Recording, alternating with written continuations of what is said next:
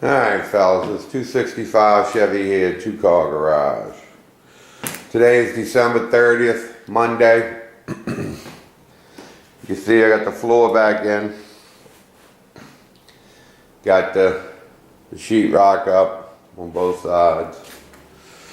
Got that all done. I don't know how all that's done.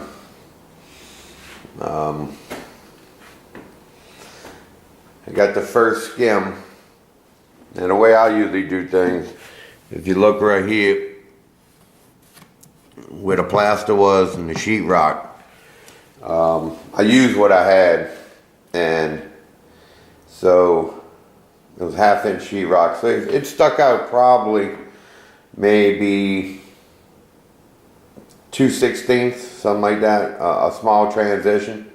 So you got to think about it like a car.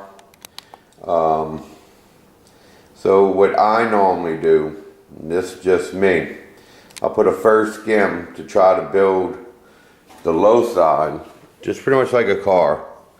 Build the low side up, and then you let it dry, and it gives it a good backing. And then you come back and you put your tape.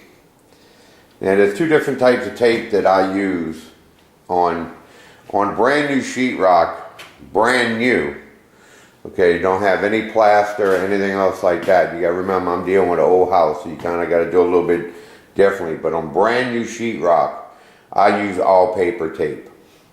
Everything's paper.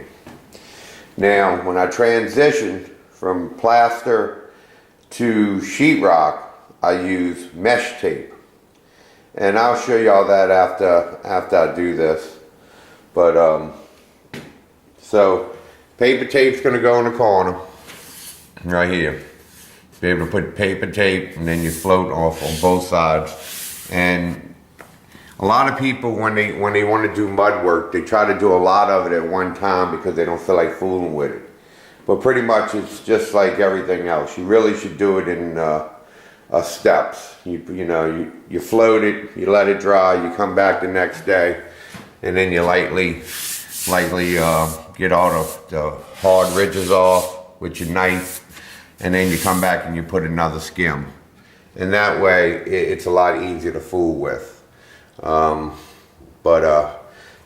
I'm gonna use the paper tape here and then mesh tape everywhere else. And then I'm only gonna put one skim over the paper tape, because if you remember, this is not going to be finished until after the kitchen's finished. We've already put the floor upstairs. I'll show you that, which is not really, pretty much it just looks just like this. I really don't even need to show you. That's all done, and we already started putting weatherboards outside. So I mean, I'll take pictures of that, show you that. But it's getting pretty close that I'll be able to move the washer and dryer in here. Of course, this is vented out. It goes up, the vent goes up to the roof. And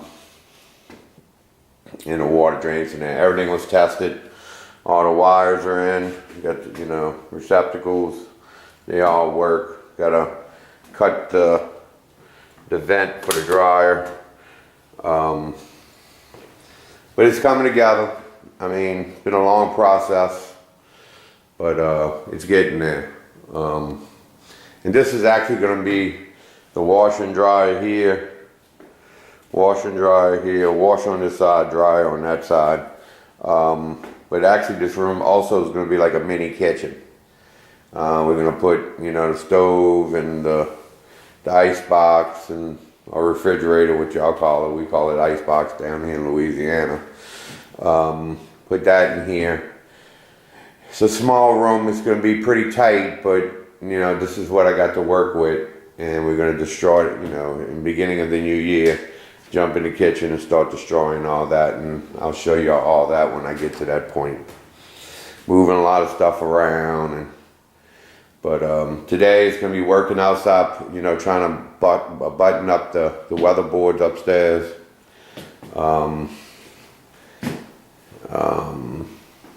Like I said, we already got some of the weatherboards on. and stuff like that. That still needs to be, we nailed it with finish nails, but then I go back and re-drill everything and put some nice size, I forgot what the size nail I use, but it's something like this right here to hold on to weatherboards. I don't really like putting finish nails will hold, out of a gun, but when you actually drill and put in a nice size nail, it actually holds the boards, wind factor, since we get hurricanes, holds the boards on a lot better. So this is where I'm at today. Progress is getting done. Of course this needs all to be swept and mopped and all that good stuff, clean it all up. Hopefully by the end of the day, it's probably right around 9:30 to right now, that we'll have the wash and dryer in here, and that part of it be done, so we can start going to the next stage. I'm not going to get back up in here into and look at all the mess. Things are everywhere. That's another thing I got to do. I got to put everything back into location and get ready for the next project, so I know where everything's at. I can't stand when I can't find stuff, but let me go show you upstairs, and then I'll show you downstairs, and at the end of the day, hopefully I can show you a picture of the washer and dryer in here. I've been saying that for a couple of days now, that it was going to be in here, and it hasn't gotten here yet, but sooner or later, one day it will happen. But it came out pretty good. It's actually put in exactly the way I envisioned it, the way I planned it out. So that's all good. And then I'll pretty much give y'all, a total cost of everything, how much it all cost. Kind of give y'all an idea of what y'all kind of messing with. Actually, the price for them just to do the plumbing was around $1,400.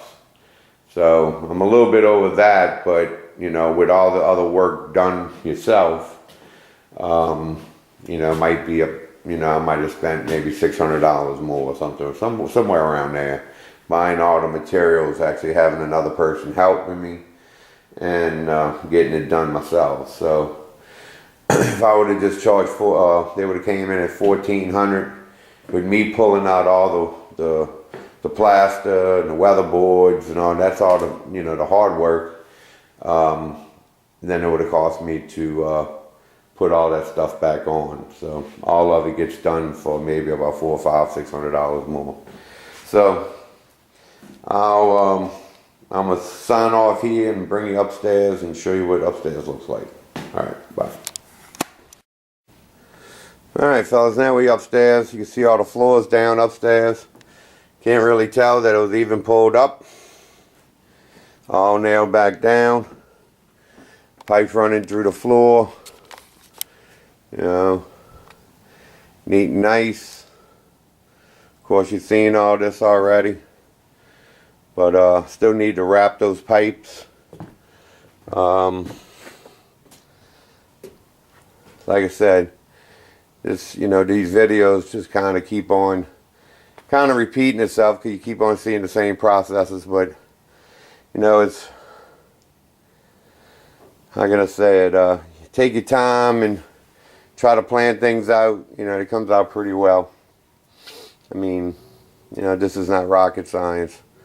It's just mostly planning and make sure you have everything that you need, especially the tools. But I'll talk to y'all, show y'all downstairs what we got done down there, and then I'll show you a video at the end of the day, and and continue the update of the house renovations. All right, fellas, y'all have a good day. Hopefully y'all had a great Christmas, and been watching y'all videos, and like I said, I'll be talking to y'all later on this afternoon. Later, fellas.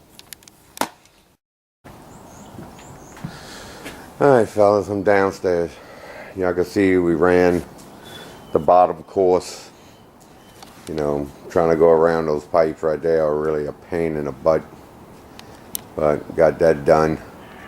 Need to seal them up a little bit more. Probably going to use the foam, cut it off, and then caulk over that, and then all this will be able to be painted.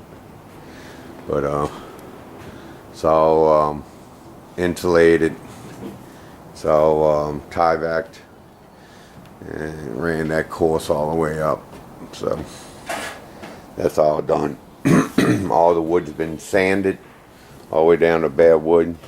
This stuff is 120 years old or more. Real thick cypress, really good wood. I usually try to reuse everything that I can. And you know, so after this is all done, pretty much this is going to be, you fill in all the nail holes, caulk everything, prime it 2 coats, and paint it 2 coats. So that's the air vent that goes out for this inside zinc for that apartment's bathroom. That's what we have here today, and I'll give y'all another update after what we get done by this afternoon, and I'll post it tonight. Y'all have a good one, fellas. Later. Hey fellas, today is January 2nd. Just got finished putting up all the weather boards. So they all up. Electrical is all in. Now what I gotta do, what we're gonna do now, you see how that pipe comes around? Well, we have problems with pigeons and little birds sitting up there because they want to eat my dog's food. So we're gonna box that in. We're gonna box it in all the way over there, and we're gonna trim that up, make that look a lot better. So we're gonna do that. Then I gotta fill all the nail holes and prime it 2 coats and paint it 2 coats, and then I'll be able to put my ladder rack thing back up, screw all that in place, caulk it, you know, weatherproof it, and this will be done. You know, we're gonna move the washer and dryer upstairs today, so get all that connected. That'll be done, and then this project's coming towards an end, and then we'll start making a little mini kitchen and stuff like that, and move everything from the kitchen to there and start tearing out the kitchen walls. But just wanted to give you an update. It's coming along, looking good. Very satisfied with it. You know, ran some flashing on the bottom, which they didn't have before, for the water to drain. Just drain onto the deck, which is no good. You know, it should drain onto the flashing so they don't drain behind it. But you know, all this other stuff up there, I'll get to that later. You know, sand it down, prime it, and paint it when I do the porches. You know, do each individual porch, paint everything. But that's, you know, somewhere else down the line. Yard's a mess. There's Zeke. It's all happy. But signing off around 12:30. Going to get some lunch. All right, later. Hey fellas, January 17th, Friday. He starting to build the box. Getting way out of commission. Been really sick. A friend of mine doing that. Not really working too much today. Worked yesterday at the firehouse. House pretty hard. Now, got this H1N1 virus or whatever it is. But I've been in bed for about a week. You know, cold, coughing. Really, really, really rough. I just wanted to end this video so I can kind of post it up. So, you know, I'm going to show y'all what's going on. Y'all have a good day, fellas. Bye.